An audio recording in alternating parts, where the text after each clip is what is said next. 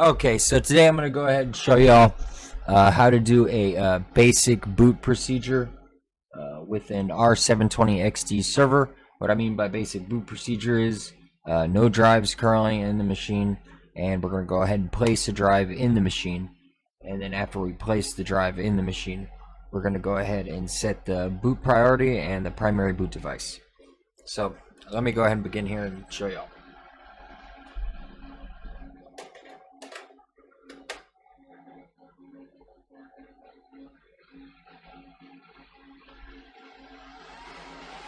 Okay, so I went ahead and I inserted the disk,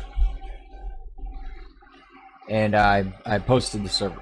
Posted, same thing as turning it on. And it's currently booting right now.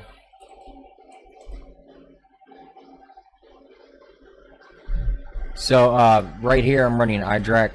This is iDRAC. This is just booting into the back of the server through the network card port.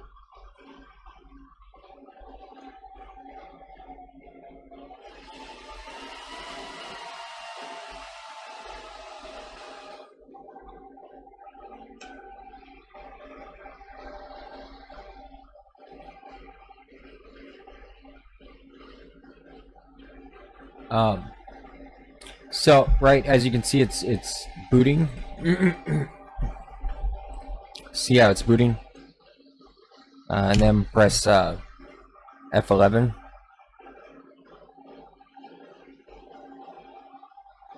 See how it's booting. It's like saying, "Hey, you want to see what happens after I push the button, the power button here?" It's like, "Oh, it's turning on."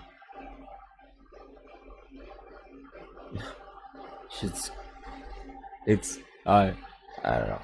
I'm being retarded. Anyway, it's posting. Okay, and it is posted there. Now, it says BIOS UEFI boot. I'm gonna go to UEFI boot.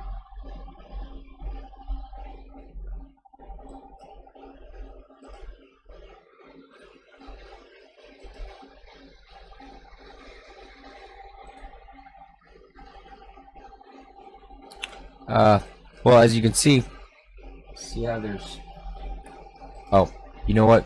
I just realized the drive I put in there didn't have anything on it. So, we're gonna pretend I didn't put that drive in there. Actually, I don't have to show you.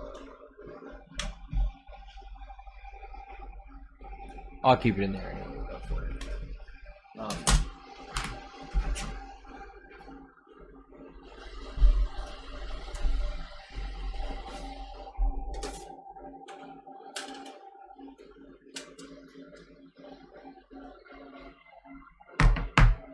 So I had to go ahead and yank this drive, this one right here.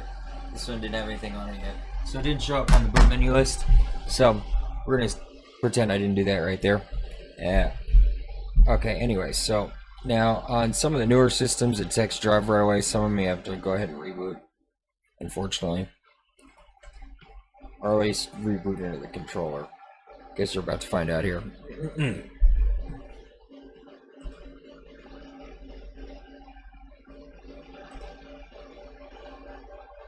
Yeah, so we're gonna have to reboot. So I'm gonna go ahead and do a forced reboot.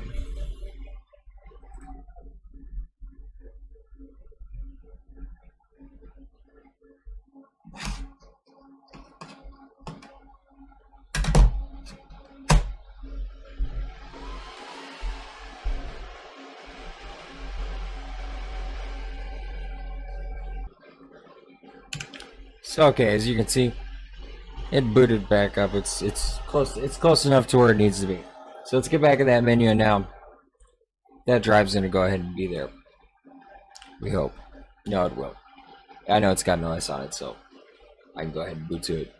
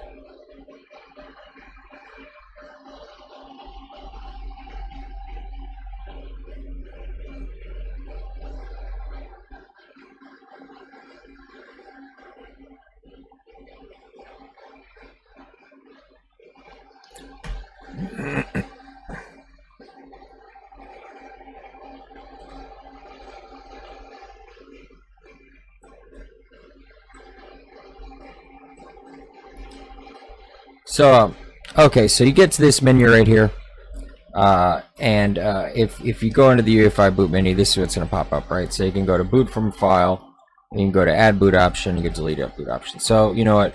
We just put this in, so let's just go ahead and wipe these out. Okay, they're gone. And now you can go ahead and add a boot option here.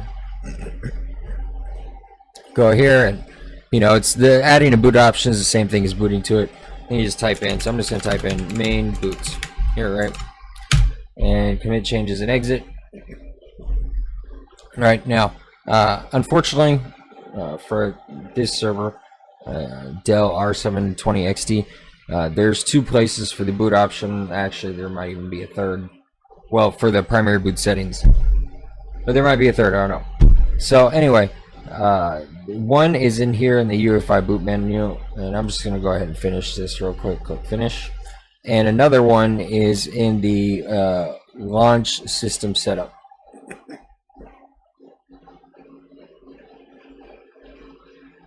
So I'm going to go to system BIOS, processor settings, boot settings, integrate. So I'm going to go to boot settings right here, and I'm going to click on UEFI boot settings.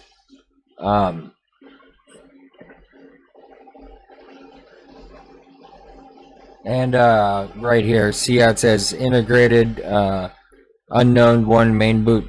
So this is the other area you can go for the boot settings. So if you click on UEFI boot settings right here, see how it says network 1, network 2, network 3, network 4, and then integrated unknown one main boot. You're going to want to click that one right there, right?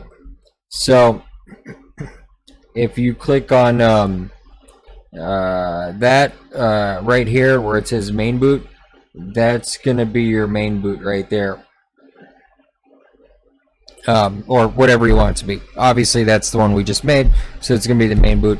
I'll try not to overcomplicate this. I could probably, knowing me, I could probably spend the next 30 minutes trying to just explain this one line of text, but I did take my medication today, so that won't happen. Alright, so now, that's good. UEFI enabled, UEFI boot settings. Yeah, so we go back. So anyway, if you go boot settings, also there's BIOS and there's UEFI enabled, disabled, right? So that's pretty much it. That's what you're gonna need to know. You just need to know that the boot order right there when you go back into boot settings, and you know you need to edit your boot sequence and make sure it's in the right order, which this one's not. It needs to be at the top. And if you got any other network devices that have like a PXC or TFTP or whatever server on them, you're gonna want to ensure that these are off. That way you're not booting into anything or damaging your operating system or anything like that. So did that. That's all good to go. Finished. Yes. Right.